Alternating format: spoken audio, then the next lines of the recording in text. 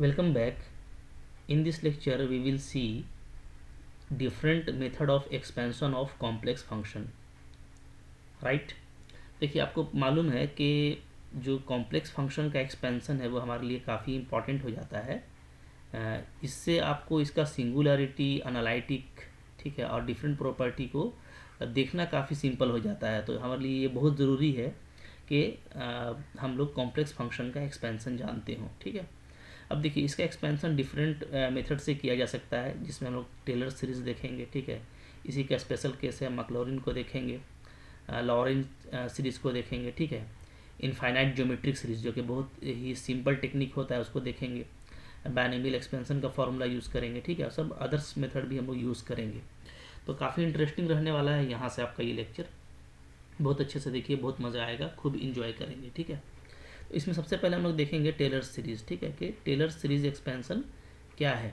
तो देखिए स्टेटमेंट अगर देखा जाए तो बहुत सिंपल है। ये है कि अगर एफ जेड आपका एनालिटिक है विद इन दिस डिस्क, ठीक है, डिस्क का सेंटर जेड नॉट है, रेडियस आर है, तो अगर इस डिस्क के अंदर एफ जेड एनालिटिक है, then for all Z within this disc we can expand F Z by this power series. ठीक है, देखिए यहाँ पे जो पावर सीरीज लिया गया है वहाँ पे फंक्शन जो है वो डेरिवेटिव के तौर पे आगे बढ़ रहा है एट सेंटर। ठीक है, F Z not, first derivative eight Z not, second derivative by factorial 2 Z not, third derivative by factorial 3 Z not. ठीक है, और जो पावर है आपका वो जेड माइनस जेड नॉट का पावर देखिए बढ़ रहा है, 1 है, 2 है, 3 है, इस तरीके से। ठीक है, अब आप डेफिनेटली देखिएगा ना, तो इसका मतलब ये है कि अगर हम लोग इस डिस्क का बात करें, जैसे यहाँ पे जो मैंने डिस्क बनाया हुआ है, ठीक है, जिसका सेंटर जेड नॉट है और रेडियस आर है, तो ये जो अंदर का जो रीजन है, जो शेडेड रीजन है, डेफिनेटली क्या होगा कि जो अगर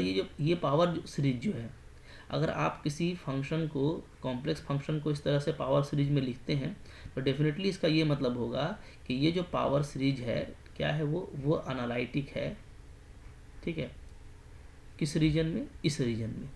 बात फॉलो कर रहे हैं। ठीक है, यहाँ पे देखिए, यहाँ पे जो पेरीमीटर है उसको मैंने कट किया हुआ है, आपको शेडेड यहाँ पे आपको जो है डॉटेड लाइन से, डैश्ड लाइन से दिखाई दे रहा है। तो इसका मतलब ये है कि जो बाउंड्री का पॉइंट है वो शामिल नहीं है, बल्कि बाउंड्री के पॉइंट को छोड़ करके इन साइड का जो रीजन है उस रीजन में क्या है, ये पूरा पावर सीरीज आपका एनालिटिक है। बात समझ में आ गई। तो टेलर सीरीज के लिए आपको ध्यान देना है कि टेलर सीरीज तभी वैलिड होगा जब वो जो है, जब उसके लिए आप वो रीजन ढूंढ लेंगे जिसमें वो क्या है, एनालिटिक है।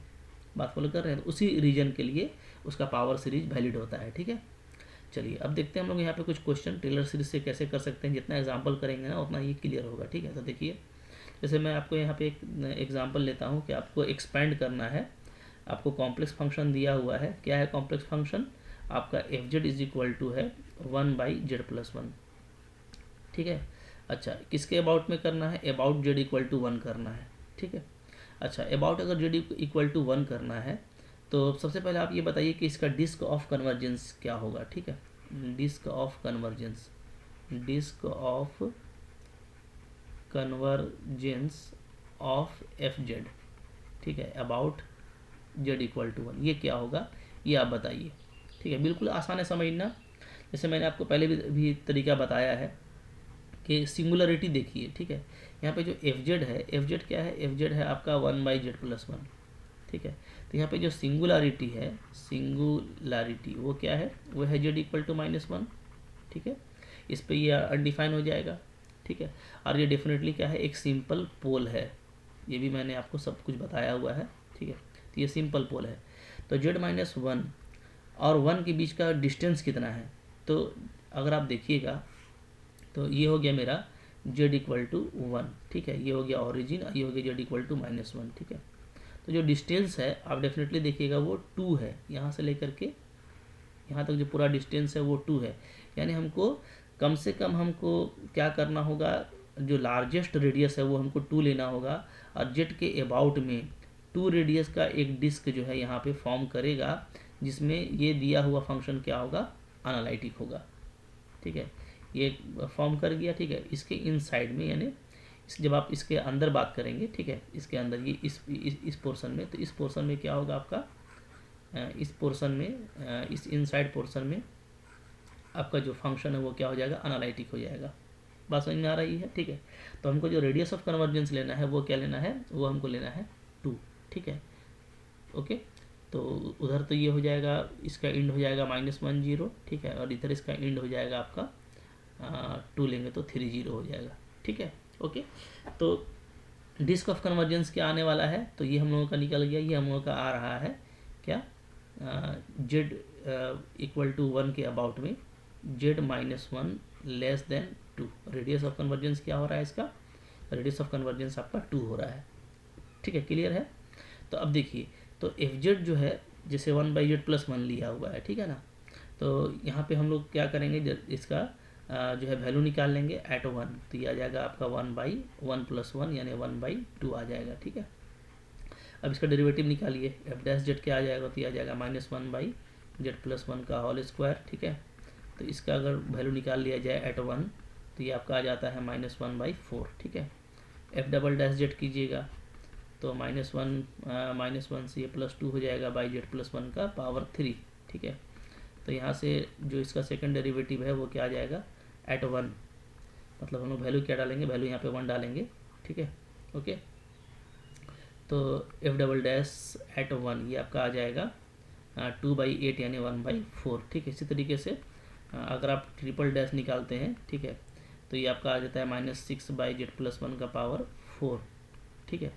और फिर यहाँ से जब जेड का वैल्यू हम लोग 1 डाल देंगे तो ये आ जाएगा -6/16 यानी माइनस, ठीक है।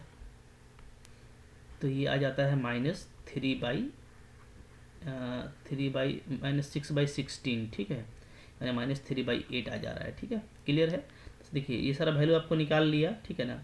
वैल्यू निकालने के बाद अब हमको क्या करना है, इसको हमको पुट अप कर देना है, ठीक है। तो ये देखते हैं, पुट करते हैं इसको। तो देयरफॉर हम लोगों का एफ जेड क्या हो जाएगा टेलर सीरीज से, ठीक है। F Z is equal to हो जाएगा जो हम लोगों ने फॉर्मूला पढ़ रखा है वो क्या है, वो है हमारा F1 एट सेंटर, चूँकि सेंटर जेड इक्वल टू 1 है ना, आपका ही ना सेंटर है, ठीक है। तो जेड इक्वल टू 1 पे काम करेंगे तो F1 प्लस, ठीक है, F'1 into z-1 plus F'1/2 z-1 का होल स्क्वायर, ठीक है, प्लस F'1/3 z-1 का whole cube and going to so on, ठीक है। चलिए अब F1 का वैल्यू क्या है, ये है 1/2, F'1 का वैल्यू -1/4 है, तो यहाँ पे ऐसे लिख सकते हैं z-1/4, ठीक है। फिर आपका F'1 का वैल्यू 1/4 है, तो यहाँ पे फैक्टोरियल 2 भी आ जाएगा, तो z-1 का स्क्वायर/8 हो जाएगा, ठीक है। अच्छा, फिर यहाँ पे -3/8 है, फैक्टोरियल 3 भी है, तो ये 6 हो गया, ठीक है ना। तो 3 2 6, तो ये -1/16 z-1 का होल क्यूब आएगा। और इस तरीके से आपका ये एक्सपेंशन हम लोगों को मिल गया, ठीक है। अच्छा, इसका देखिए जो दूसरा तरीका है वो भी काफ़ी इंटरेस्टिंग है, तो भी मैं आपको बता देता हूँ। सेकंड मेथड में क्या करना है, सो देखिए, ठीक है। सेकंड मेथड हमारा बहुत इजी मेथड होगा। इसमें जैसे हम लोगों को काम करना था कि इसमें अबाउट जेड इक्वल टू 1, ठीक है। तो हम लोग यहाँ पे क्या करेंगे, यहाँ पे हम लोग इसका जो फैक्टर है z-1 इसको हम लोग t मान लेंगे, ठीक है। तो यहाँ से आपका z का वैल्यू क्या आ जाएगा, t+1 आ जाएगा, ठीक है। अच्छा, यहाँ पे ध्यान दीजिएगा कि जो डिस्क ऑफ कन्वर्जेंस था वो भी काफ़ी इंपॉर्टेंट है। वो क्या था, तो वो था हमारा z-1, ठीक है, यस, z-1 लेस देन 2 था ना, z-1 लेस देन 2 ये है, ठीक है। तो अगर आप इसको t मानते हैं तो यहाँ से क्या आ जाएगा, mod of t less than 2 आ जाएगा, ठीक है, ओके। तो यहाँ पे थोड़ा मैं बता ही देता हूँ, t/2 आप जब करेंगे, ठीक है, तो ये आपका क्या आएगा, ये आपका लेस देन 1 आएगा, ठीक है। क्योंकि लेस देन 1 होगा तभी आप बाइनोमियल फार्मूला लगा सकते हैं या इनफाइनाइट ज्योमेट्रिक सीरीज लगा सकते हैं, ठीक है। तो अब देखिए, तो देयरफॉर जो एफ जेड है हमारा वो क्या हो जाएगा, जो 1/z+1 था, ठीक है, अब वो एफ टी बन जाएगा, एफ टी। तो ये क्या आ जाएगा, ये आपका जेड का वैल्यू डाल देने से आ जाएगा आपका t+2 आ जाएगा, ठीक है।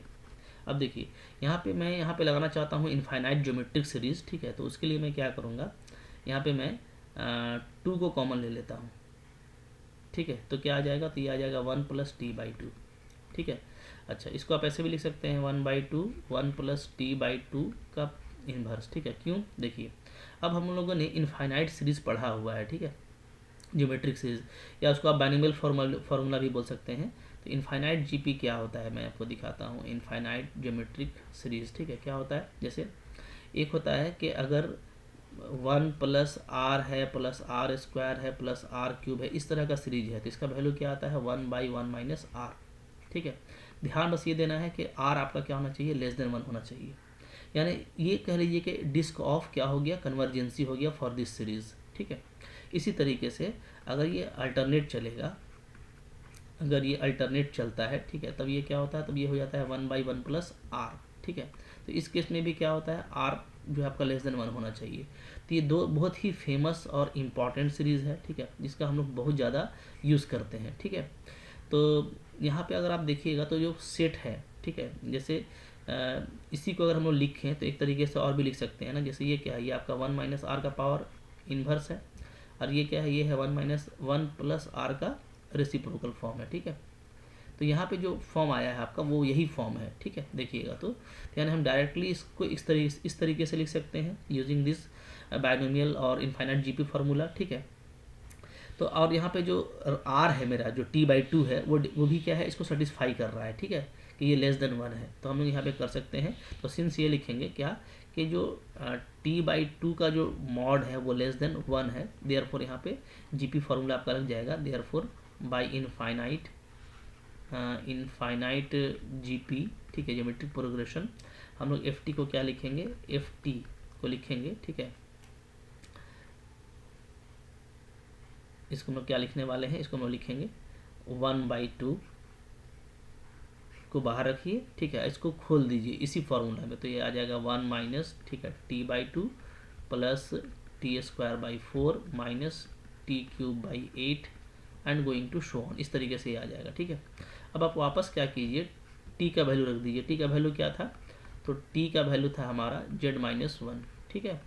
इसको पुटअप कर देंगे तो ये आ जाएगा z-1/2 प्लस z-1 का whole square by 4 minus z-1 का पावर 3/8, ठीक है, and going to show on. अब आप देखिए ये जो हमारा आया है और ऊपर में जो हमारा आया था, ठीक है, अगर आप 1/2 को कॉमन ले लें, 1/2 को आप कॉमन लेंगे ना तो एग्जैक्टली सेम आया है, यही आपका ऊपर में भी आया है एक्सपेंसन और नीचे भी आपका वही एक्सपेंसन आया है, तो बिल्कुल सेम एक्सपेंसन आया है। लेकिन क्या ख्याल है आपका, इजी, अगर इजी की बात की जाए तो ये नीचे वाला ज़्यादा इजी हो जाता है, ठीक है। बस ध्यान आपको ये देना है कि जो डिस्क ऑफ कन्वर्जेंस है उसी पे आप काम करेंगे, क्योंकि डिस्क ऑफ कन्वर्जेंस के लिए ही ये सीरीज है, ठीक है। बात फॉलो कर रहे हैं तो बहुत ही आसानी से इस तरह का एक्सपेंशन होगा, ठीक है। एक दो क्वेश्चन और हम लोग देखेंगे तो ये क्लियर हो जाएगा, ठीक है। क्वेश्चन देखिए, तो देखिए सेकंड क्वेश्चन हमारे पास में ये है, ठीक है।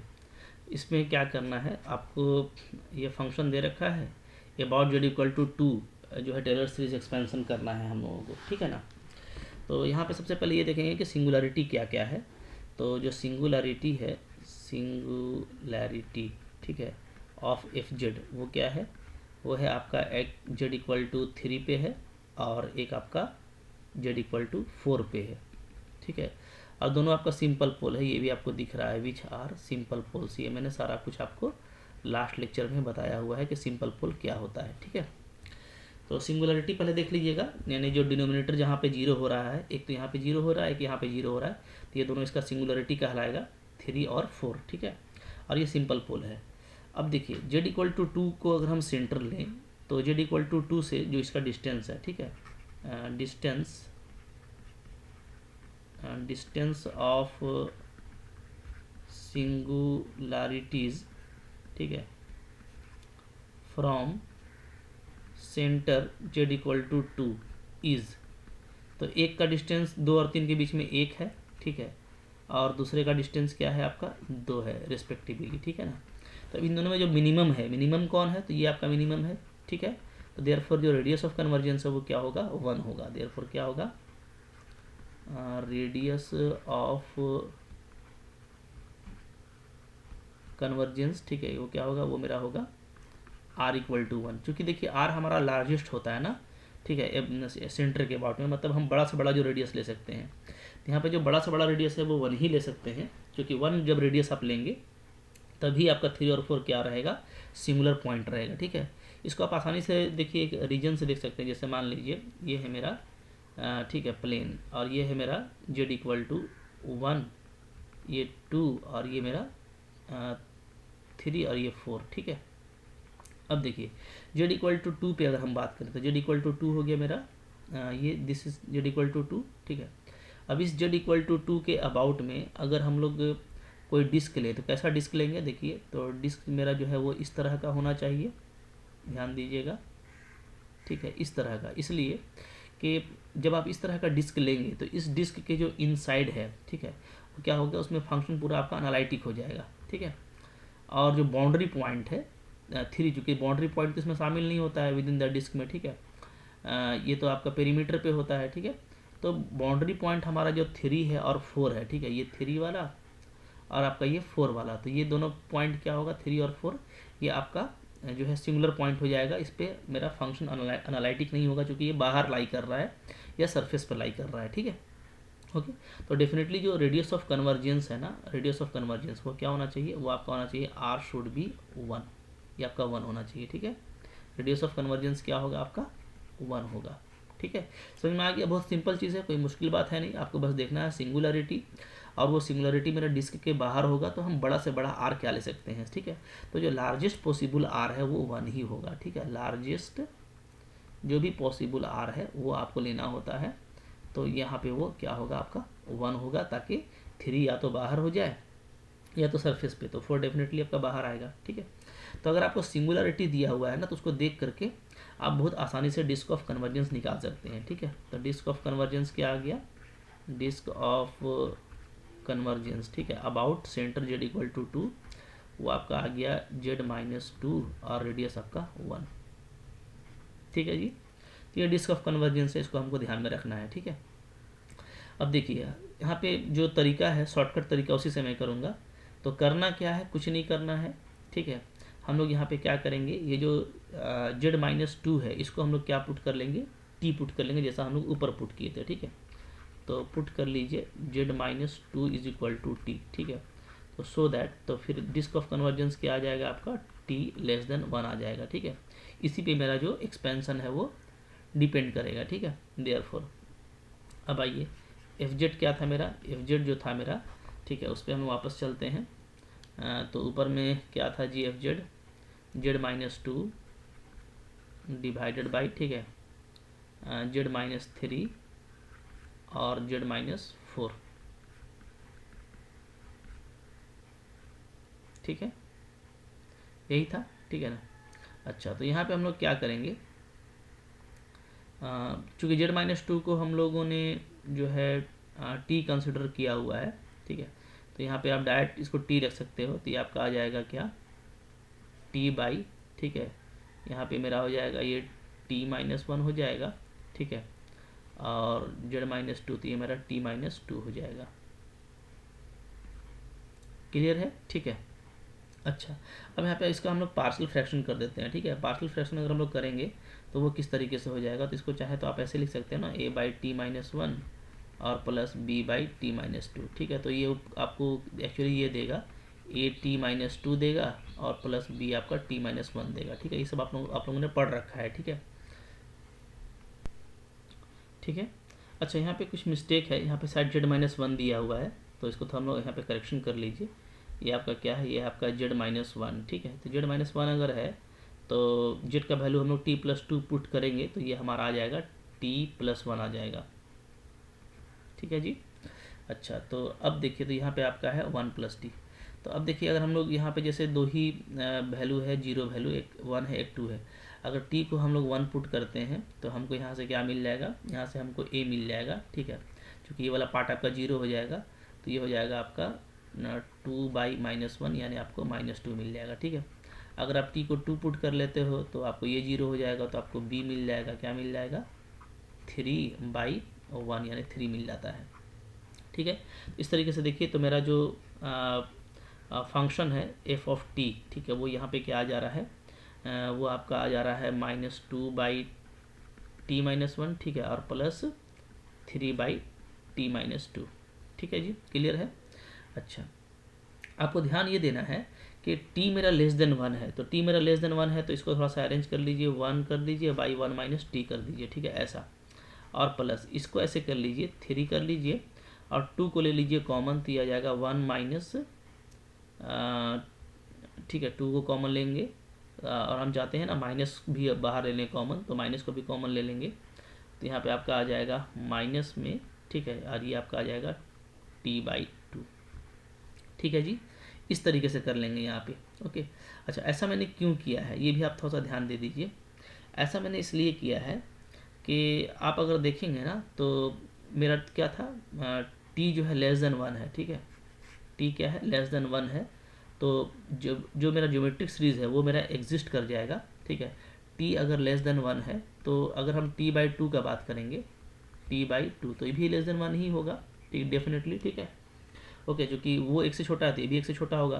तो इस दोनों केस में क्या होगा, आपका ये इनफाइनाइट जो जीपी सीरीज है वो यहाँ पे एग्जिस्ट कर जा रहा है, ठीक है। तो 2 को अगर मैं हटा दूँ तो 1 माइनस टी का ये इनफाइनाइट जीपी सीरीज आ गया, यहाँ पे -3/2 को अलग कर दें तो 1 माइनस t/2 का इनफाइनाइट जीपी सीरीज आ जा रहा है, ठीक है।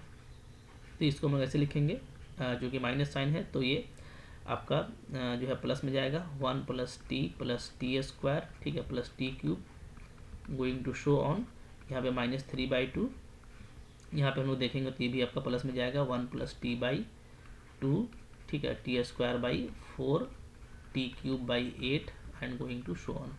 देखिए कितना जल्दी आपको एक्सपेंशन मिल जाता है, ठीक है, और ये एग्जिस्ट कर जा रहा है due to this disc of convergence, ठीक है। डिस्क ऑफ कन्वर्जेंस काफ़ी इंपॉर्टेंट है, उसको आपको समझ के रखना है, ठीक है। अब देखिए यहाँ पे मैं कांस्टेंट को एक जगह जमा कर देता हूँ, ठीक है, फिर कोएफिशिएंट ऑफ t, तो कोएफिशिएंट ऑफ 2 हो गया, यहाँ पे -3/4 हो जाएगा, तो t मेरा कॉमन निकल जाएगा, फिर उधर 2 होगा, यहाँ पे मेरा 3/8 हो जाएगा, ठीक है, तो ये t² का कोएफिशिएंट आ जाएगा, प्लस वहाँ पे 2 है, फिर यहाँ पे आपका आ जाएगा 3/16, ठीक है, तो ये आपका t³ का हो जाएगा। तो इस तरीके से ये आपका आ जा रहा है। अब मैं क्या करता हूँ यहाँ पे, ठीक है, एलसीएम लेकर के, तो ये आता है आपका 1/2 प्लस यहाँ पे आपका आ जाएगा 5/4, और t का वैल्यू रख ही देता हूँ मैं, ठीक है। t क्या था हम लोगों का, t था हम लोगों का z-2, देख पा रहे हैं, z-2 को हम लोगों ने t लिया था, ठीक है, तो इसको मैं वापस से यहाँ पे पुटअप कर देता हूँ, तो z-2 हो जाएगा, ठीक है, z-2, फिर यहाँ पे आप देखिएगा तो ठीक है 13/8 आएगा, z-2 का स्क्वायर, ठीक है, फिर आपका हो जाएगा ये 29 हो जाएगा ना, 29/16 z-2 का power 3 going to show on. तो इस तरीके से देखिए काम करना है तो आपका एक्सपेंशन बहुत ही इजीली निकल जाता है, ठीक है। तो कोई डाउट नहीं होना चाहिए मन में, आई होप कोई आपका डाउट होगा भी नहीं, ठीक है। चलिए तो आगे देखते हैं। तो देखिए नेक्स्ट जो है हमारा वो है ये क्वेश्चन है, इसको आपको डील करना है, ठीक है। z=4 के अबाउट में ना, तो z=4 के अबाउट में जैसे मैंने पहले किया था वैसे ही आप कीजिएगा। इसको मैं आपको होमवर्क देता हूँ, कुछ मैं हिंट कर देता हूँ बस, ठीक है। बहुत सिंपल है, जैसे पहले किया था वैसे ही करना है, आप इसको करके मेरे को रिप्लाई कीजिएगा, ठीक है। अगर हम लोग देखें, देखिए थोड़ा सा तो हिम्मत आपको करना है ना, कंपटीशन क्लियर करना है, तो ऐसा नहीं कि बस सिर्फ हम लोग लिखते गए उतारते गए, ऐसा नहीं करना है, बनाना है। बहुत सिंपल है, बहुत मज़ा आएगा आपको, ठीक है। यहाँ पे जो सिंगुलरिटी है, जो आपको सिंगुलरिटीज़ है यहाँ पे, वो क्या क्या है, वो है आपका एक z=1 है और एक आपका z=3 है, ठीक है।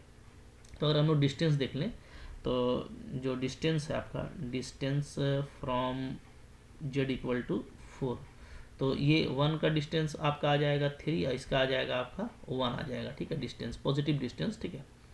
तो इसमें जो मिनिमम है वो आपका यही है, तो डेफिनेटली इसका मतलब ये है कि जो यहाँ पे मेरा डिस्क ऑफ कन्वर्जेंस बनेगा वो क्या बनेगा, वो बनेगा 4 के अबाउट में z-4 <1 ये बनेगा, ठीक है।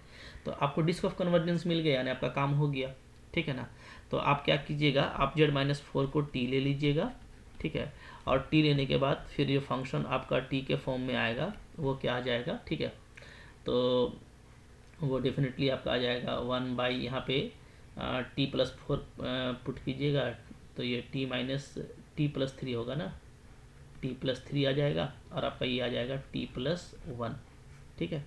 तो ये आ जाएगा, अब t+3 आ गया है, t+1 आ गया है, ठीक है। तो इसको अब आपको किस तरीके से एक्सपेंड करना है सो देख लेना है, ठीक है। तो हम लोग यहाँ पे ये देखते हैं कि t+3 है, t+1 है, ठीक है। तो यहाँ पे जो रेडियस ऑफ जो हमारा डिस्क ऑफ कन्वर्जेंस है, तो इसके हिसाब से t आपका क्या है, <1 है, ठीक है। तो t <1 है तो t/3 का जो एब्सोल्यूट वैल्यू है वो भी <1 ही होगा, ठीक है। ओके, तो यहाँ पे आप ऐसा कीजिएगा कि दोनों को पहले पार्शियल फ्रैक्शन कर लीजिएगा, ठीक है। तो पार्शियल फ्रैक्शन कीजिएगा तो जो भी आपका आता है, सपोज कीजिए आपका इस तरीके से आ गया a/t+3 और प्लस b/t+1, ठीक है, इस तरीके से, है ना। ए और बी का वैल्यू डाल लेंगे। तो यहाँ पे जो t+3 है उसको हमको बनाना होगा 1+3/t, तब ये काम करेगा, चूँकि t/3, सॉरी, तो यहाँ पे ऐसे नहीं जी। तो यहाँ पे हमको बनाना पड़ेगा क्या, t/3, 1+t/3, ठीक है। तो ये कब बनेगा, जब हम लोग 3 को कॉमन ले लेंगे, ठीक है। और यहाँ पे तो आपका काम कर ही जाएगा ये 1+t, ये तो आपको काम करेगा, ठीक है। तो कुछ करना नहीं है, बस इन दोनों का एक्सपेंशन आपको लिख देना है जैसे आपने लिखा था, तो इस तरीके से आपका हो जाएगा और लास्टली आप उसको जेड में कन्वर्ट कर दीजिएगा, ठीक है। तो पूरा उम्मीद है कि आप कर पाएंगे। ओके, तो आज के जो लेक्चर में हम लोगों ने देखा है कि टेलर सीरीज़ को हम किस तरीके से आसानी के साथ अप्लाई कर सकते हैं, ठीक है। ओके, तो देखिए टेलर सीरीज़ हमारा हो गया। अच्छा, इसी का स्पेशल केस है मैक्लॉरिन्स, ठीक है। यानी अगर सेंटर को, ठीक है, अगर सेंटर को ले लिया जाए 0, क्योंकि यहाँ पे देखिए z0 पर चल रहे हैं, ठीक है। तो अगर हम z0 को सेंटर को 0 ले लेना, ठीक है, टेलर सीरीज में ही, ठीक है। तो जो टेलर सीरीज है उसी को क्या बोला जाता है, मैक्लॉरिन सीरीज बोला जाता है, ठीक है। इसके बाद लॉरेंज है, तो उसको भी हम लोग देखेंगे, लॉरेंज को, ठीक है। इनफाइनाइट ज्योमेट्रिक सीरीज का तो डिस्कस मैंने कर ही दिया, ठीक है। बाइनोमियल भी कहीं कहीं पे यूज़ करेंगे, तो इसके बाद अभी हमारा लेक्चर चलता रहेगा। तो आई होप आपको ये लेक्चर अच्छा लगा है तो आप लाइक ज़रूर कीजिए, ठीक है। डेफिनेटली आपने सब्सक्राइब नहीं किया तो कब कर लीजिए, इसलिए कि डेली बेसिस पे आपको बहुत ही यूज़फुल, ठीक है, और काम के वीडियोस आपको मिलते हैं, ठीक है। आपका टाइम पास नहीं होगा, जो आपको कंपटीशन के लिए चाहिए वही मैं आपको देता हूँ, ठीक है। कॉन्सेप्ट को क्लियर रखिए, अच्छे से पढ़िए, ठीक है, इसको शेयर कीजिए, ओके, और बना करके मेरे को कमेंट कीजिएगा, यस सर हमने कर लिया, आई डू, ठीक है, इस तरह का, ओके, ठीक है। Thank you very much.